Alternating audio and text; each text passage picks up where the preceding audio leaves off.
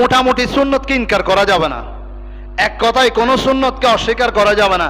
আমাদের দেশে যারা বদমাযহাবী, লামাযহাবী, সালাফি, আলে হাদিস, এগুলি এই সুন্নতকে এত দাম দেয় না, গুরুত্ব দেয় না।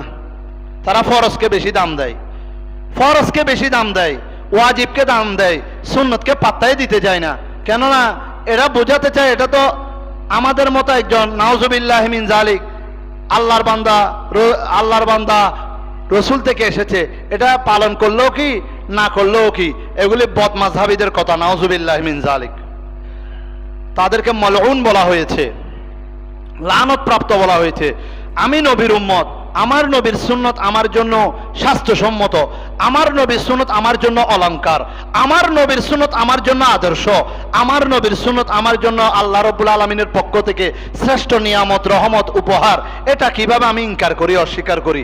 যেটা আমার মা বাবা শিক্ষা দিলে সেটা ছাড়তে পারি না, যেটা আমার দয়াল নবী শিক্ষা দিয়েছেন সেটা কিভাবে ছাড়ি? নাউজুবিল্লাহ মিন জালিক। প্রিয় হাজরিন, কোন সুন্নতকে অস্বীকার করলে সে জিন্দিক, সে নাফরমান হয়ে যাবে। আল্লাহ আমাদেরকে বোঝার এবং আমল করার তৌফিক দান করুক, আমিন।